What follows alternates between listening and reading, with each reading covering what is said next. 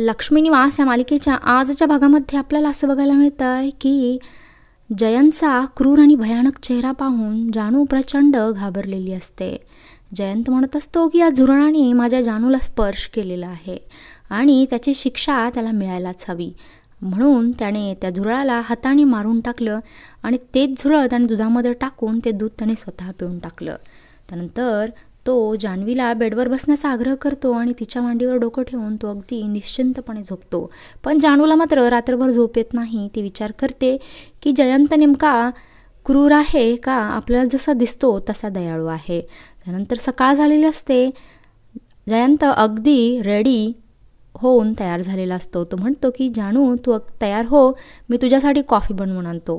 तो तिला कॉफी देतो, पण जानू प्रचंड घाबरते की कॉफीमध्ये याने काहीतरी मिसळलं तर नसेल ना.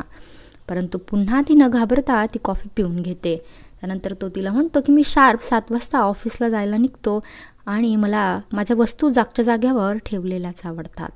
त्यानंतर तो घरामध्ये CCTV कॅमेरे बसवतो आणि जानूला सांगतो की या कॅमेऱ्यातून तू मला काय करतेस ते 24 तास दिसणार आहे. मला तू 1 मिनिटसुद्धा माझ्या डोळ्याच्या आड गेलेली चालणार नाही आहे. हे ऐकून तर जानूला खूप मोठा धक्का बसतो की आपण एका पिंजऱ्यात कैद झालो आहोत.